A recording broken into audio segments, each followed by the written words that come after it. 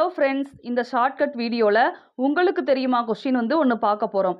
உயர விளக்கப்படம் என்பது நிலப்பகுதியிலேயோ அல்லது நீர் பகுதியிலோ காணப்படும் நிலத்தோற்றங்களின் உயரத்தை வரைந்து காட்டும் கோட்டுப்படமாகும். உயர விளக்கப்படம் அப்படின்றது என்னது? உயரத்தை மென்ஷன் பண்ணி காட்டக்கூடியது, உயரத்தை காட்டக்கூடியது தான் உயர விளக்கப்படம். அது நிலப்பகுதியாகவும் இருக்கலாம், நீர் பகுதியாகவும் இருக்கலாம். ஓகேவா? உயரத்தை காட்டக்கூடியது உயர விளக்கப்படம். உயரம்னா இங்கிலீஷில் என்ன சொல்லுவோம்? ஹைட்டு அப்படின்னு சொல்லுவோமா? ஹைட். அப்போ ஹைப்சோமெட்ரிக் கர்வ் அப்படின்றதை ஞாபகம் வச்சுக்கணும். ஓகேவா? ஹைட்டு அப்படின்றப்ப ஹைப்சோ அப்படின்னு சொல்லி ஞாபகம் வச்சுக்கணும். ஓகேவா? ரெண்டாவது, நிலத்தோற்றங்களின் உயரத்தை வரைந்து காட்டக்கூடிய கோட்டுப்படம் தான் உயர விளக்கப்படம் அல்லது ஹைப்சோமெட்ரிக் அப்படின்னு சொல்லி பார்த்துட்டோம். இப்போ ஹைப்சோ அப்படின்ற என்ன மொழிச்சொல் அப்படின்னா கிரேக்க சொல்லுல இருந்து உருவானது. ஏன் அப்படின்னா கிரேக்க சொல்லுல ஹைப்சோ அப்படின்னா உயரம் அப்படின்னு சொல்லி அர்த்தம். ஓகேவா?